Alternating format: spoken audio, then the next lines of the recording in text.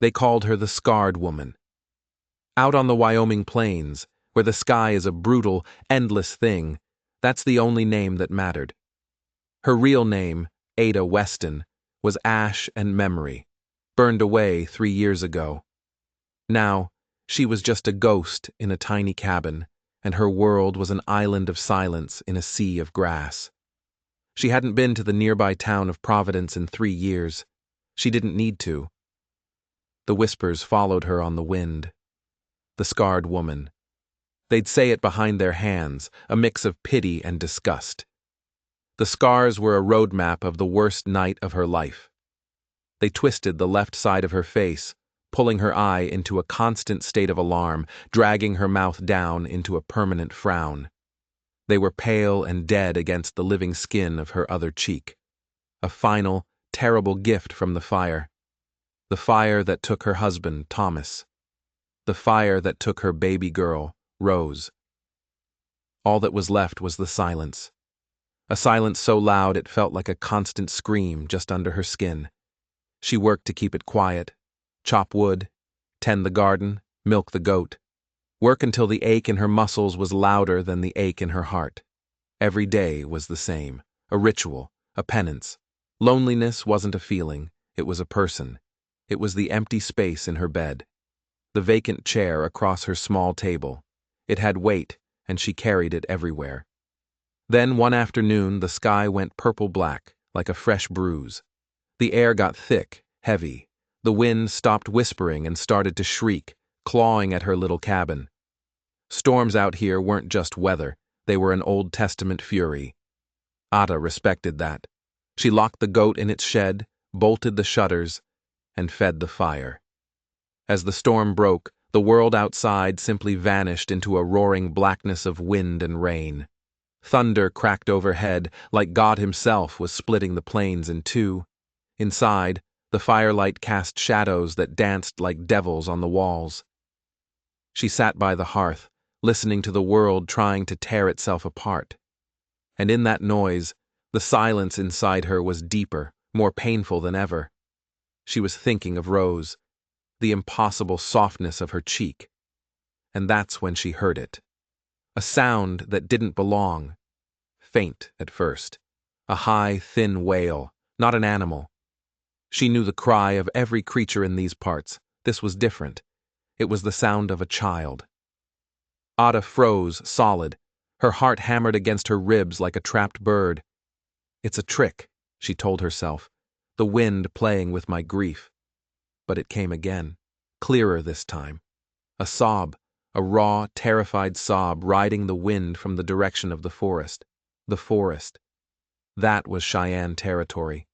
A place the people of Providence spoke of with fear in their voices. A place Ada was warned to never, ever go. Every instinct she had for survival screamed at her. Stay inside, bar the door, feed the fire. The world outside this cabin had only ever given her pain. Getting involved was asking for trouble. Trouble from the town, who already saw her as a freak. Trouble from the Cheyenne, who would see her as a trespasser. A threat. But that sound, it cut through all the fear. It was the sound of something small and lost in the teeth of the storm. It was the sound of her own shattered heart, echoing back at her from the darkness. For a long, long moment, she fought herself. The cold logic of survival against an instinct she thought had burned to death with her family. Then, with a groan that seemed to tear from the very floorboards of her soul, Ada stood up. She pulled on her worn coat, lit her lantern, and unbolted the door. The wind ripped it out of her hand, slamming it back against the wall as she stepped out into hell. The lantern was a pathetic little flame against the roaring dark. She shielded it with her body and pushed toward the trees. The mud sucked at her boots, trying to pull her down. She tried to call out, but the storm ate her voice. She just followed the sound, a tiny thread of misery in a universe of chaos. She found him at the base of a huge pine tree.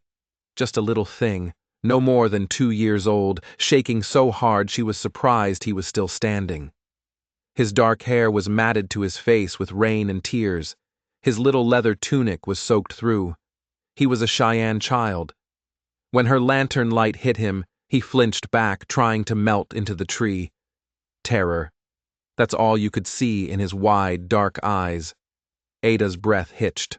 All the politics, all the warnings, all the fear of what the town would say, it all just evaporated. Here was a child, alone, dying.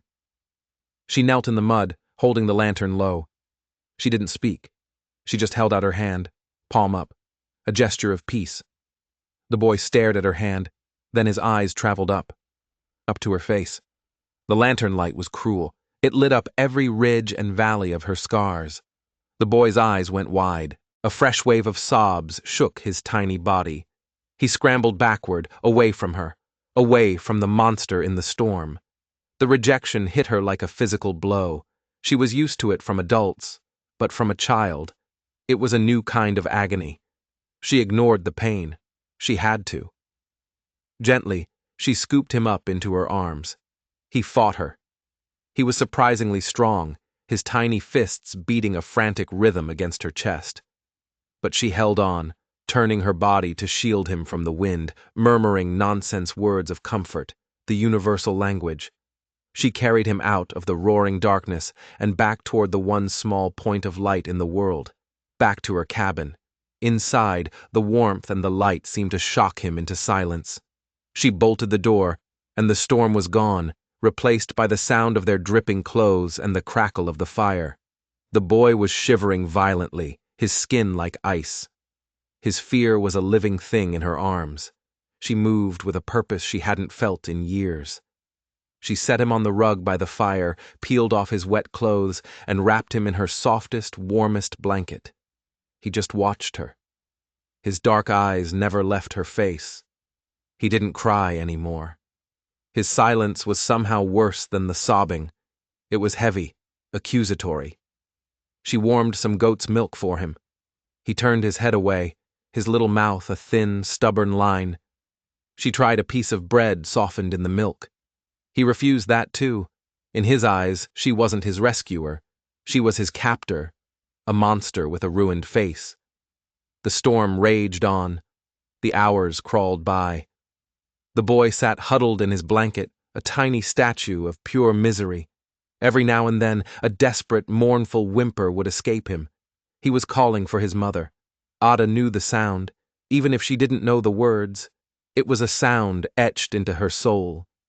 She sat in her rocking chair, watching him, feeling a deep, painful helplessness. She could give him warmth, she could give him shelter, but she couldn't give him what he needed. She couldn't give him back his world. In his loss, she saw a perfect, terrible reflection of her own. Two castaways, stranded by a storm of grief. As the night wore on, his whimpers turned into a steady, quiet cry, a sound of absolute hopelessness that scraped at the raw edges of her own sorrow. She tried talking to him softly, but the words meant nothing. She tried moving closer, but he just shrank away, his eyes always fixed on her scars. Finally, out of sheer desperation, she did the one thing she hadn't done since the fire. She began to sing. It wasn't a choice. The song just rose up out of a deep, forgotten place inside her, a lullaby her mother had sung to her, the same one she had sung to Rose. Her voice was rusty, thin at first. Hush now, little one. The moon is pale. The wind in the willows tells a tale. The words were simple. But as she sang, she poured every ounce of her unspoken grief into the notes. She sang for Rose. She sang for Thomas. She sang for the woman she used to be. Her voice grew stronger, filling the small cabin, becoming more powerful than the storm outside. The boy stopped crying. He just watched her, his head tilted. The terror in his eyes was replaced by a solemn curiosity. He didn't understand the words, but he understood the music. It spoke of comfort, of safety. Ada kept singing, her eyes half closed, lost in the memory. She sang until she felt something impossible was happening. Slowly, cautiously, the little boy began to move. He crawled out of his blanket, inching his way across the floor. He was coming toward her. toward the monster. Her voice hitched, but she forced herself to keep singing, her tone soft and steady. He stopped right at her feet, looking up. Not at her scars anymore. He was looking at her mouth, at the source of the sound. She finished a verse, her voice now just a whisper. Then the boy did something that broke her heart and put it back together all at once. He reached out a small, hesitant hand, and he placed it on her knee. The touch was like lightning, a jolt of warmth that shot straight through her frozen soul. He curled up on the floor, resting his head against her worn leather boot, and the fear finally drained out of him. Ada sang for hours. She sang until her throat was raw. She sang until the storm finally exhausted itself and faded to a drizzle. She didn't dare move, didn't dare stop. She just sang to the lost boy who had found a strange, brief harbor at her feet. Dawn came, pale and gray. The world was washed clean and eerily still. Ada hadn't slept. She was still in the chair, the boy asleep at her feet, his little hand still clutching her boot. The silence in the cabin was different now. It wasn't empty anymore. It was full of the echo of a song and the soft sound of a child's breathing. But with the daylight came the cold, hard reality. What was she going to do? The boy had to be returned. But how? Leaving him at the edge of the forest felt like a death sentence. But walking into Cheyenne territory? That was a death sentence for her. And then there was Providence. News traveled fast. A lone woman, the scarred outcast, with a Cheyenne child.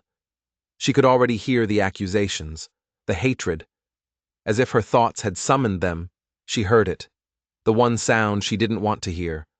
Horses, coming from the direction of town, steady, purposeful. Her heart seized in her chest. She looked down at the sleeping boy. There was no time, nowhere to hide him. She gently detached his hand from her boot and crept to the window, peering through a crack in the shutter. 3 riders, and she knew the man in the lead. Garrett Hale, the town sheriff, a man whose authority came from the fear he inspired, his face a permanent scowl. With him were 2 farmers, their faces pinched and mean. This wasn't a social call. She stepped outside, pulling the door halfway closed behind her, trying to shield the boy from view. She stood on her porch, her hands clasped in front of her. "Morning, Sheriff," she said, her voice hoarse. Hale didn't waste time on pleasantries. He spat a stream of tobacco juice that landed inches from her feet. "Weston, saw your light on all night, heard a commotion." His eyes raked over her, full of contempt. "Just the storm, Sheriff," Ada said, her voice steady. "Is that so?" One of the farmers, Amos, sneered. "Funny thing, we was tracking a blood trail yesterday. Found a doe, killed and dragged off. Cheyenne work. Figured they might be close." His eyes darted from the forest back to her, glittering with a nasty excitement. "You ain't seen nothing unusual, have you? Being so friendly with the woods and all." The insult was clear. In their eyes, she was as wild and untrustworthy as the land itself. Before she could answer, it happened.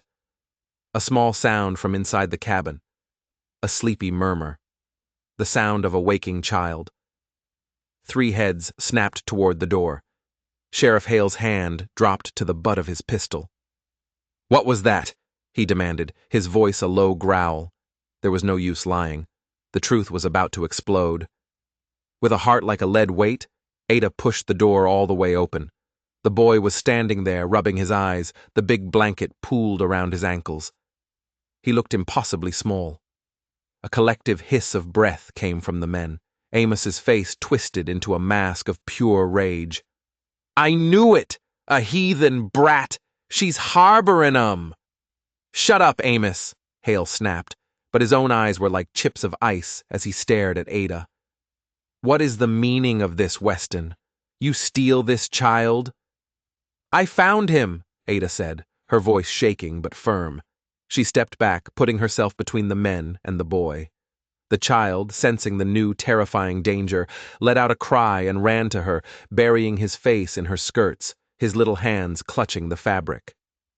That simple act of trust lit a fire in Ada's veins, a fierce protective blaze she thought had died long ago. "He was lost in the storm," she said, her voice ringing with new strength. "He would have died. He's one of them that killed the Millers last spring," the third man spat. "They're vermin. That thing's a wolf pup. Grow up to be a wolf is all." "He is a child," Ada said, her voice echoing in the still morning air. The woman who had hidden from whispers for 3 years was now facing down 3 armed men. "And he is under my roof. You will not touch him." Sheriff Hale swung down from his horse, his boots hitting the ground with a thud. He stalked toward her porch, his face a mask of cold fury. He didn't see a woman showing compassion. He saw a traitor. Her scarred face was just proof of her twisted soul. "This is my town, Weston, my law," he said, his voice dangerously low. "And that thing is a problem. You've brought trouble to your door. Now hand him over. We'll take him to Providence. Figure out what to do with him there." Ada knew what they'd figure out. A cage or a rope.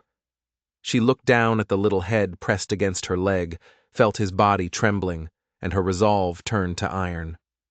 "No," she said. Hale's eyes widened. He couldn't believe it. "What did you say to me?"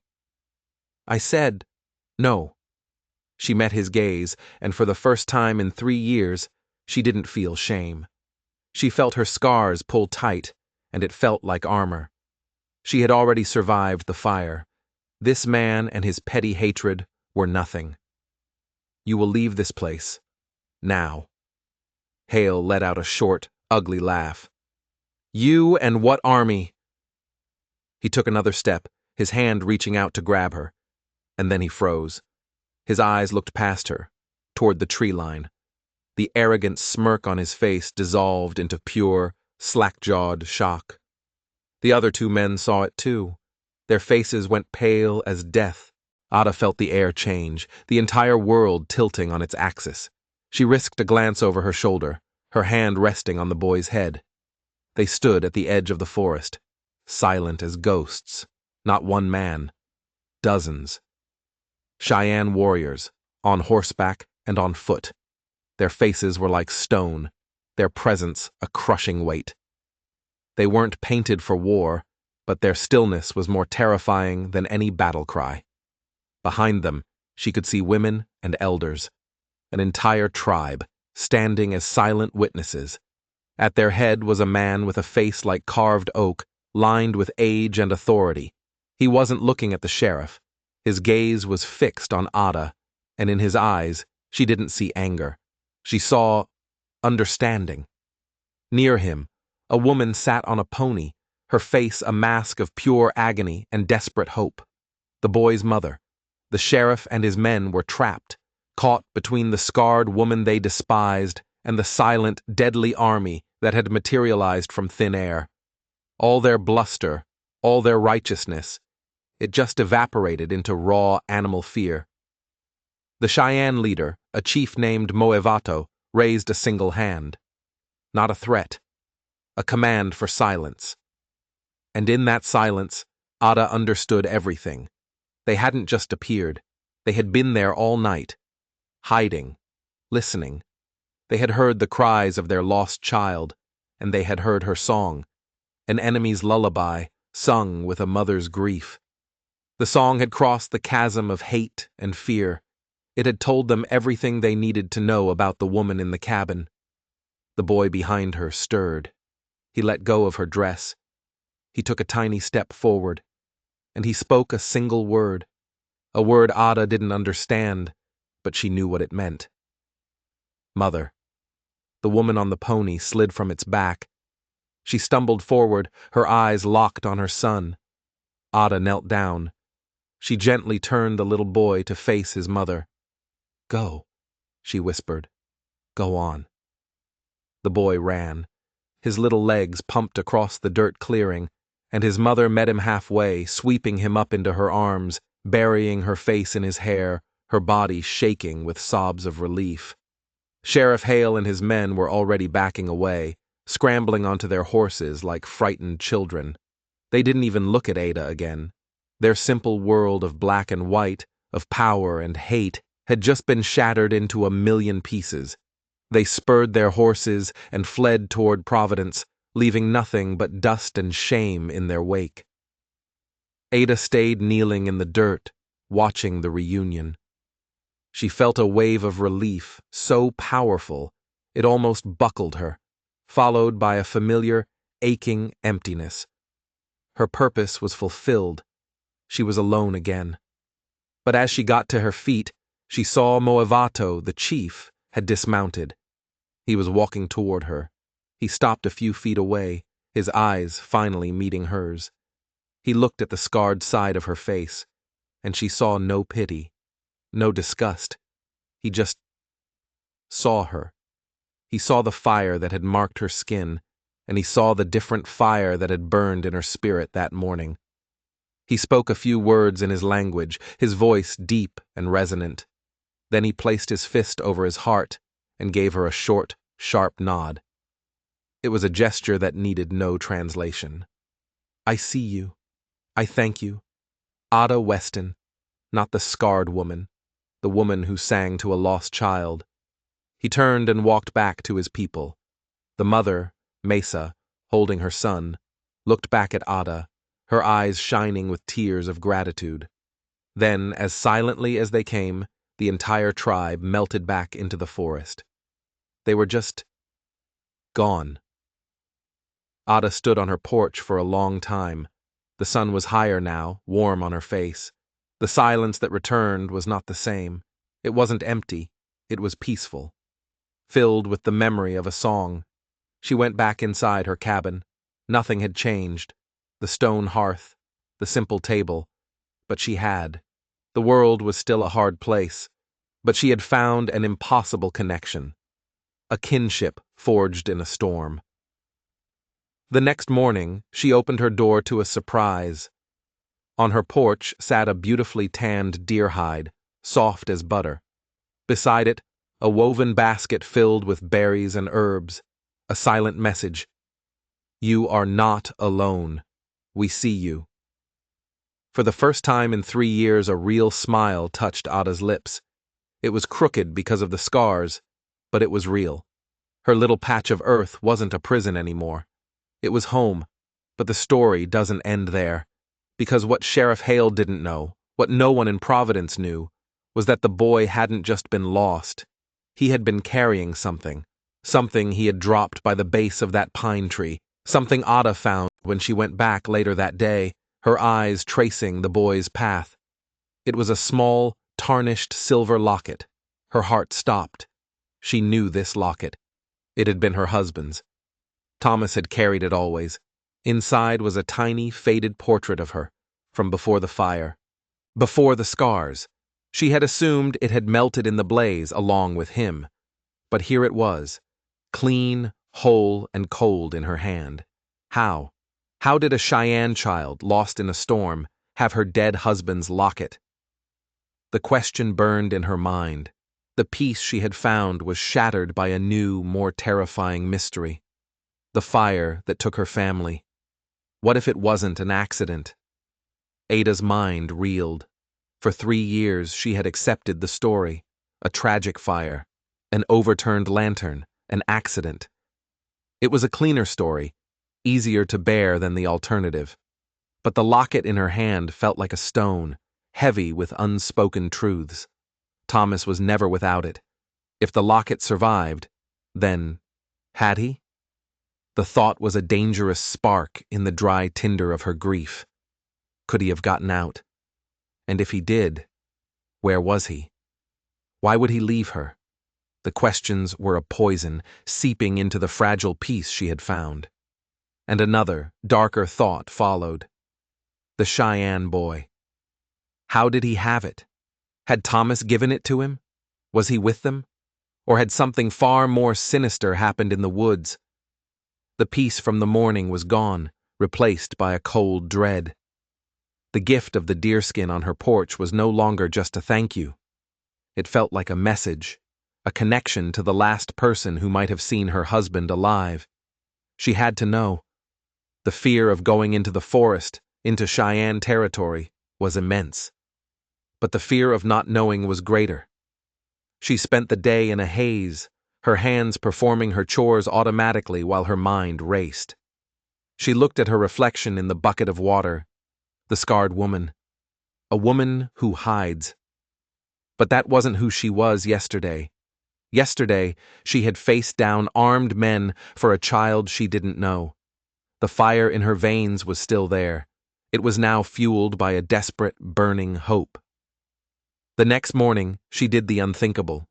She packed a small bag with a loaf of bread, some dried meat, and a skin of water. She left her goat with enough food and water for days. And then, with the locket clutched in her hand, she walked toward the forest. She walked toward the people Providence had taught her to fear, because they were the only ones who might hold the answers. The forest was a different world. It was dark and quiet, the sunlight filtering down in strange, shifting patterns. Every rustle of leaves, every snap of a twig, sent a jolt of fear through her. She was a trespasser here, an enemy. She walked for hours, following the creek, her only landmark. She had no idea where she was going. She was just moving toward a truth she couldn't yet see, guided by a ghost's locket. Late in the afternoon, just as despair began to set in, she heard a sound. A horse. She ducked behind a thicket of trees, her heart pounding. 2 Cheyenne riders emerged into a small clearing. They weren't warriors, but hunters, their horses laden with game. They stopped to water their horses at the creek. This was her chance, her only chance. Taking a deep breath, she stepped out from behind the trees. The men stiffened, their hands instantly going to the knives at their belts. Their faces were hard, suspicious. She was an outsider, a threat. Ada stopped a good distance away. She didn't speak. She knew they wouldn't understand her words, and her voice would only betray her fear. Instead, she slowly opened her hand. She held up the silver locket, letting it catch a stray beam of sunlight. The 2 men stared at it. Their expressions changed. The suspicion in their eyes was replaced by confusion, and then recognition. They looked at each other, a silent conversation passing between them. One of them spoke to her in his own language, a questioning tone. Ada could only shake her head. She didn't understand. She took a hesitant step forward and pointed at the locket, then at herself. Then she made a gesture like a house with a roof, and made a crackling sound mimicking a fire. She pointed to her scars. It was a clumsy, desperate pantomime. This was my husband's. He was in a fire. The hunters watched her, their faces grim. They understood more than she knew. One of them dismounted and walked toward her. He was cautious, but no longer hostile. He gestured for her to follow them. She had no choice but to trust them. They led her through the woods for another hour, deeper than she had ever imagined going. The forest opened up into a large, hidden valley, and there, nestled by a river, was the Cheyenne camp. It was a world away from the dusty, hard-angled streets of Providence. Dozens of teepees stood in a wide circle. The air smelled of wood smoke and roasting meat. Children played, dogs barked. It was a place full of life, and it terrified her. As they led her into the center of the camp, people stopped and stared. Whispers followed her, just like in Providence. But here they were different. Not of disgust, but of curiosity. The woman with the scarred face, the woman who sang the song. Her escorts led her to the largest teepee. Moevato, the chief, emerged. He saw her, and his expression was not of surprise, but of weary expectation. He had known she would come. He gestured for her to enter his lodge. Inside, a fire burned in the center. The boy she had rescued was there, sitting beside his mother, Mesa. He saw Ada, and his eyes went wide, but there was no fear in them now. He gave her a small, shy smile. Moevato sat, and gestured for Ada to do the same. An older man, a shaman or translator perhaps, sat with them. Through him, the story began to unfold. "You ask about the man who carried this," the translator said, his voice a low rumble as Moevado spoke. "He was a friend to our people, a man called Thomas." Ada's heart leaped. Was. The past tense hit her like a hammer blow. "He came to us many times, not like the others from your town. He did not see us as savages. He saw us as people. He learned our language. He respected our ways." Moevado continued, his eyes sad. "He believed peace was possible. He was trying to make a secret treaty, a promise of land for our people, a section of his own land, so we could live without the shadow of your town." A secret treaty? Thomas had never said a word. But there were men who did not want peace, the translator said. Men who wanted all the land, men who thrive on hatred, your sheriff, Hale. The name landed in the quiet of the teepee like a stone. Hale found out about the treaty. Moevado's voice was grim. He saw Thomas not as a peacemaker, but as a traitor. He and his friends, the farmers you saw, they profit from the government bounties on our people. Peace would ruin them. Ada felt a cold sickness spreading through her stomach. It was all starting to make a horrible kind of sense. "The night of the fire," the chief said, his eyes locking with hers, "was no accident. Thomas had come to us, to warn us. Hale was planning a raid, to drive us from the land for good. Thomas rode back to get you and the child, to take you somewhere safe until it was over." A tear traced a path through the dust on Ada's cheek. He hadn't abandoned her. He had been coming for her. Hale and his men were waiting for him. They cornered him near your cabin. They are the ones who set the fire. Ada choked back a sob. The truth was a physical weight, crushing the air from her lungs. Rose, her baby, killed not by accident but by greed and hate. "Thomas fought them," Moevado said. "He was a strong man. But there were too many. They killed him. They left him in the woods and set the cabin ablaze to hide what they had done. They wanted everyone to think he died in the fire with his family." The story was almost complete. One piece was missing. "The locket," Ada whispered, her voice cracking. "How did you get the locket?" Mesa, the boy's mother, spoke for the first time, her voice soft and full of sorrow. The translator relayed her words. "My son, he wanders. He found your husband, in the woods. After it was done. He was just a baby then. He didn't understand death. He saw the shiny object and picked it up. We did not know what it was, only that it came from a place of great sorrow. We have kept it ever since." So the boy hadn't been lost in the storm.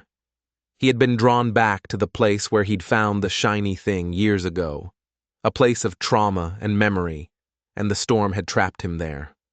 It all fit, a perfect, hideous picture of murder and betrayal. Sheriff Hale wasn't just a bigot, he was a murderer. He had killed her husband, killed her child, and left her to die, all for a piece of land and a secret treaty. When he had come to her cabin, it wasn't just to investigate the noise. He had seen the Cheyenne boy. He must have panicked. He thought she was working with them. He thought she knew. He had come to silence her, the last living witness. A rage unlike anything Ada had ever known rose up in her. It was cold and clear and sharp as a shard of glass. The grief was still there, a vast black ocean. But now, floating on it, was a burning raft of purpose. Justice. "He has to pay," she said, looking at Moevado. "Hale has to pay for what he did." The chief nodded slowly. "The white man's law does not often touch men like Hale. Your word against his, the word of a scarred woman and a tribe of savages." He was right. No one in Providence would ever believe her. They would call her crazy, a liar, an accomplice to the Cheyenne. It was hopeless. She had the truth, but what good was it if she was the only one who believed it? She looked down at the locket in her hand, Thomas's face smiling at her from behind the tiny glass pane. He had died for peace, for justice. She couldn't let that be for nothing. There had to be a way. There had to be something Hale had missed, some proof. "The treaty," she said, her voice quiet but intense. Thomas was making a treaty. It would have been written down, signed. He was a careful man. He would have hidden it. Moevato's eyes lit up with a flicker of interest. He spoke to the translator. Thomas spoke of a document. He said he kept it somewhere safe, somewhere no one would think to look. Ada's mind raced, flying back through the years, through the memories of her life with Thomas. He was a builder, a carpenter. He built their cabin with his own 2 hands. He was always hiding things in plain sight. Little gifts for her. A special tool. Where? Where would he hide the most important document of his life? And then it hit her. A memory so clear, it was like she was back there. Thomas, finishing the stone hearth. He had laid each stone himself. But there was one stone right at the back, behind where the fire grate sat. It was slightly loose. He'd told her it was a flaw, but he'd winked when he said it. He called it their little secret. "The hearth," she breathed. "It's in the hearth, in the cabin."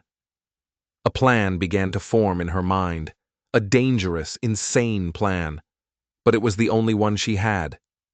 She explained it to Moevato, her words tumbling out, urgent and fast. The chief listened, his expression unreadable. When she was finished, a long silence filled the teepee. Then he looked at Mesa, and at her little boy. He looked at Ada, at the scars on her face and the fire in her eyes, and he gave a single, slow nod. The trap was set.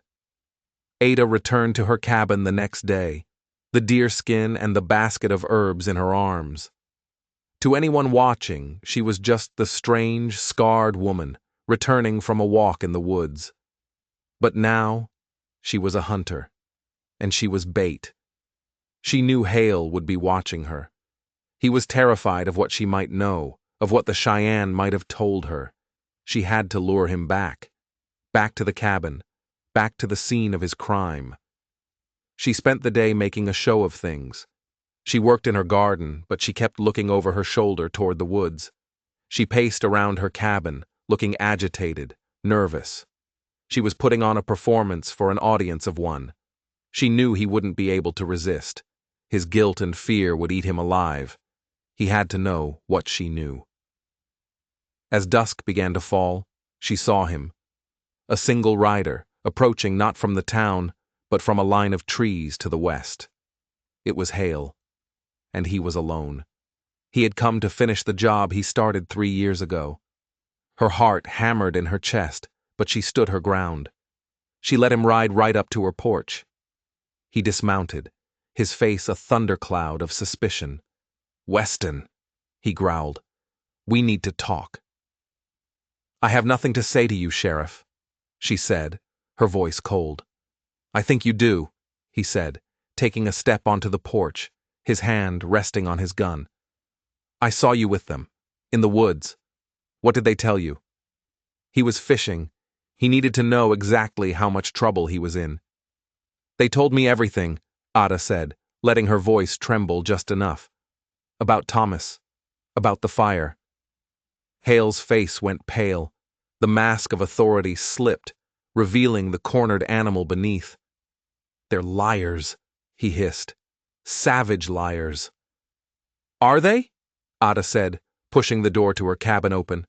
"Why don't you come inside, Sheriff? We can talk about it." It was a wild gamble, inviting her husband's murderer into her home. But it was the only way. The proof was inside, and so was the trap. He hesitated for a second, his eyes darting around the clearing. But his need to control the situation, to silence her for good, was stronger than his caution. He followed her inside. The cabin was dim, lit only by the last rays of the setting sun. "You're a fool, woman," he sneered, stepping into the center of the room. "Getting mixed up with them. They'll get you killed." "It wasn't them who tried to kill me, was it, Garrett?" she said, his name tasting like poison in her mouth. His eyes widened. He dropped the pretense. "You should have died in that fire," he snarled, his hand drawing his pistol. "Thomas was a traitor to his own kind. He got what he deserved. And my daughter?" Ada's voice was a whisper of pure ice. "Did she deserve it too?" "An unfortunate casualty," Hale said, his face twisting. "Now you're going to tell me exactly what you've done. Have you told anyone else?" "Only the people who matter," Ada said, backing away slowly toward the hearth. "He was a good man, Garrett. He wanted peace." "Peace is for the weak," Hale spat, raising the gun, aiming it straight at her heart. "This land will be ours, all of it." "You won't get away with this," she said, her back now touching the cold stones of the fireplace. "I already have," he laughed. "Who are they going to believe? You? Or me, the man who keeps them safe from the savages you sleep with?" He took a step closer, his finger tightening on the trigger. And that's when Moevato stepped out of the shadows. He hadn't been in the woods. He had been inside the cabin the entire time, hidden in the dark corner behind the door. And he wasn't alone. 2 of his best warriors emerged with him, silent as the grave. Hale froze, his face a perfect picture of disbelief and terror. He tried to swing his gun toward them, but he was too slow. One of the warriors was on him in a flash, knocking the pistol from his hand. It clattered across the floorboards. Hale was trapped. He looked from the warriors to Ada, his face contorted with hate. You set me up." "You set yourself up, Garrett," Ada said, her voice shaking with adrenaline. "You and your greed." She reached behind her, her fingers finding the edge of the loose stone in the hearth. She pulled. It came away easily. Inside the small, dark cavity was an oilskin-wrapped package. She pulled it out and unwrapped it. It was a document, covered in Thomas's precise handwriting. The treaty, signed by him and marked with the thumbprints of Moevato and 2 other elders. The proof. "It's over," she said, holding it up. But Hale wasn't listening. With a wild roar of desperation, he lunged, not at the warriors, but at Ada. He was a big man, and he knocked her off her feet, his hands closing around her throat. He was going to finish it, right here, right now. The warriors moved to pull him off, but in the chaos, Hale's flailing hand found the iron poker from the fireplace. He swung it wildly, catching one of the warriors in the shoulder. As he raised it to strike again, a shot rang out. The sound was deafening in the small cabin. Hale stiffened. A look of complete surprise crossed his face. He looked down at his chest, where a dark red stain was blooming on his shirt.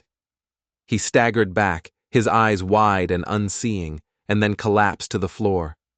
Standing in the open doorway, holding a smoking rifle, was Mesa, the boy's mother. She had followed them. She had watched from the trees, a silent guardian. Her face was calm, her hands steady. It wasn't an act of rage, it was an act of justice, for her people, for Thomas, for the child in the fire. Silence descended on the cabin. It was truly over. The next few days were a blur. Moevato and his people took Hale's body and the treaty. They rode not to Providence, but to the federal fort 2 days' journey north. They presented the treaty and the evidence of the sheriff's crimes to the army commander. The 2 farmers who had been with Hale were arrested. Their story, without Hale to back it up, crumbled under questioning. They confessed everything. The news that hit Providence was like a thunderclap. Their heroic sheriff was a murderer. The savage Cheyenne were the victims, and the scarred woman, the town outcast, was the one who had brought the truth to light. Some refused to believe it, but the proof was undeniable. Ada didn't stay to see the fallout. Her home was not there anymore. It had never been there. She packed her few belongings. As she was about to leave, a small delegation from the Cheyenne arrived at her cabin. It was Moevato, Mesa and her son. Moivato offered her a place with them, a home in the hidden valley. "You are not a stranger to us," he said, the translator's voice soft. "You have the heart of a mother and the spirit of a warrior. You belong with us." Ada looked at the little boy. He stepped forward and held out his hand. In it was a small, crudely carved wooden bird, a gift. She took it, her fingers closing around the smooth wood.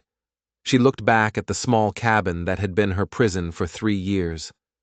Then she looked at the open plains, at the forest, and the people who had shown her more kindness than her own.